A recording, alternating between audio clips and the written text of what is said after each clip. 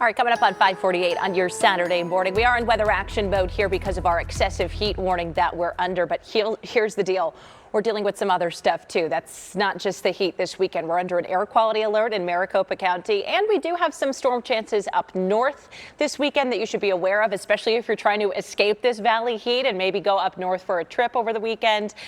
You could see some spotty showers up there. Here's a look at your valley planner today. We're looking to hit a high of 114 later this afternoon, which would break a record for today's high. And then tonight, we're not cooling off too much, only to about 89 degrees overnight tonight. So again, we're in weather action mode here in ABC 15 both today and tomorrow. That excessive heat warning goes into effect later this morning, technically at 10. It'll expire tomorrow night at 8 p.m. once we get out of the woods with those extreme times of the day where we get the hottest. So this also means we're tracking this very closely, the amount of days we've spent at or above 110 degrees in a year, because we just tied the record yesterday and you saw the forecast for today. That means we're on track to break it today, and that's a pretty astounding record to break. We also have an ASU home game later today that we talked about a few minutes ago here. Kickoff is at 7:30 tonight.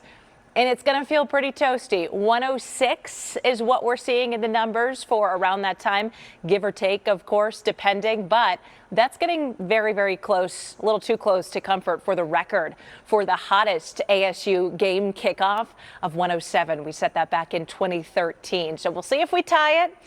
I don't know if we'll break it, but something to keep an eye on as well. And again, our air quality forecast, we're under an ozone high pollution advisory today. So that means our air quality is going to be unhealthy for sensitive groups because of those ozone levels that'll spike later in the day especially. But the good news, it should ease up tomorrow. We'll be back in the moderate range for the foreseeable future. Temperatures right now, we're at 92 degrees in Phoenix. We've only cooled off to 88 for our low overnight.